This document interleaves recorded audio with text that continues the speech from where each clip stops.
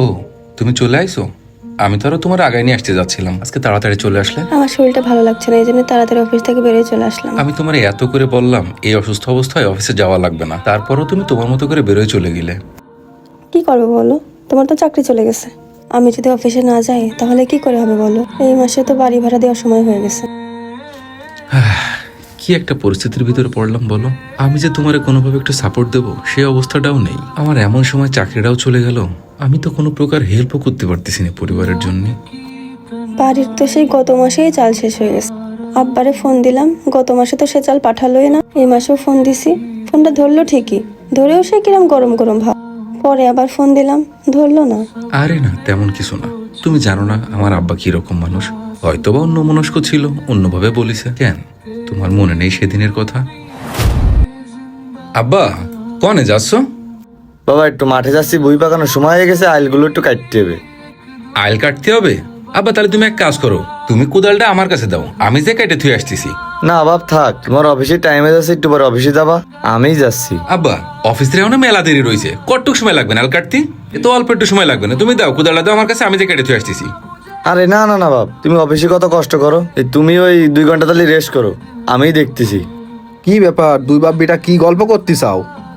আরে বাপ কয়ে না, একটু পরে যাবে সামনাটা অফিসে, আমি যাচ্ছি মাঠে। কথা আমার যাওয়া লাগবে না, ও যাবে। ছেলেতে যাচ্ছি চাচ্ছে কাকা, তালি ওই যাক। আরে বাবু তুমি কি বোঝো, আমার ছেলেটা কত বড় একটা চাকরি করে, আমি বেশি রয়েছি ক্ষেত্রে এসব কাজ করার জন্য তো আল্লাহ আমার বাসায় রেখেছে।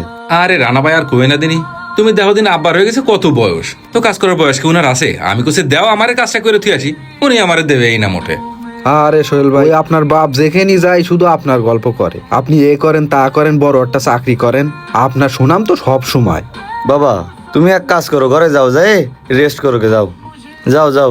এই আব্বা মাঠে যাচ্ছে, তা তুমি কি বলিস সেই কথা? না এখনো বলিনি, বলবানে সময় করে নিয়ে। কি হয়েছে বৌমা, কোনো সমস্যা?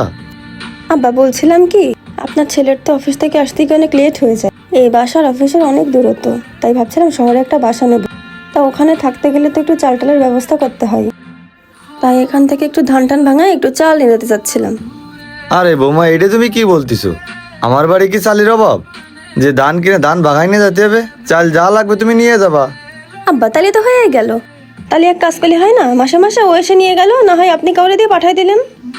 আরে বাবা সমস্যা নেই, আমাদের এখান থেকে অনেক ভ্যান ট্যান শহরের দিকে যায়, একটা ভ্যানে উঠে দিলাম, ও যেয়ে দিয়ে আসবে, সমস্যা নেই।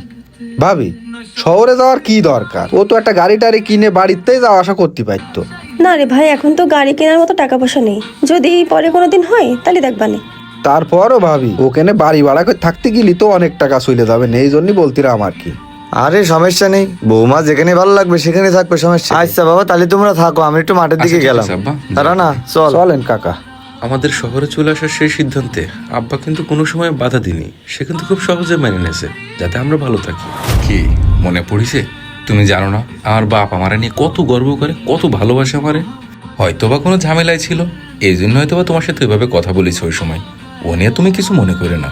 দেখো তুমি কিছু করার চেষ্টা করো, এরকম করে চলতে থাকলে আমার একার ইনকামে কিন্তু সংসার চালানো সম্ভব না।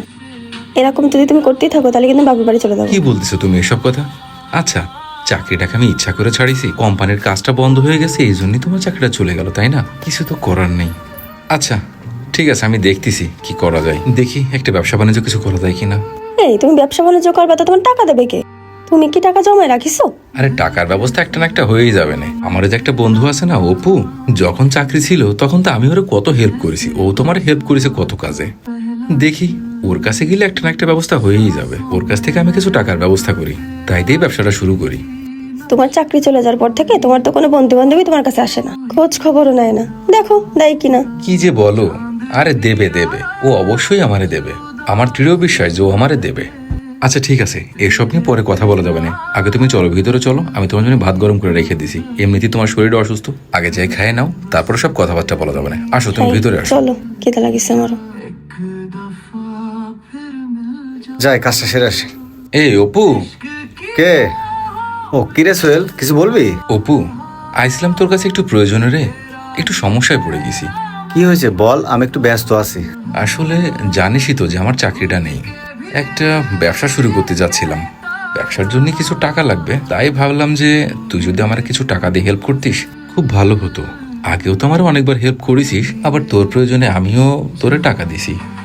শোন সোহেল, আগে তো চাকরি ছিল, তোরে আমি হেল্প করেছি, তুইও আমার হেল্প করেছিস। এখন তো চাকরি নেই, আমি কোন ভরসায় তোর টাকা দেবো? অপু, তারপরও একটু দেখ না ভাই, তুই যদি আমার একটু উপকার করতে পারিস, আমি তোর টাকা দিয়ে দিবানে। আরে ভাই, সম্ভব না মানে সম্ভব না। তোরে আমি বললাম না, এই যে একটা গাড়ি কিনেছি, আরো দুটো গাড়ি কিনতে হবে, আবার মাঠে 1 বিঘে জমি নিয়েছি। এখন টাকা পয়সার সমস্যা, তোর টাকা দিতে পারবার না ভাই, তুই অন্য জায়গায় দেখ। কি আর করা। আচ্ছা ঠিক আছে অপু, দেখি অন্য জায়গায় পাই কি। যা যা যা, অন্য জায়গায় দেখে যা, আমার সম্ভব না। হ্যাঁ, আসছে উনি টাকা ধার নিতে। এতদিন পরে বাড়ি আসলাম, আব্বারে বলে কি আব্বা শুনবে না? দেখি কয়ে দেখি। আব্বা ভালো আছো? হ্যাঁ ভালো ভালো। তা তুমি? আব্বা করছিলাম কি, এই মাসের চাইলটা তো পাঠাইলে না, তাই চাইলটা নিতে আসলাম।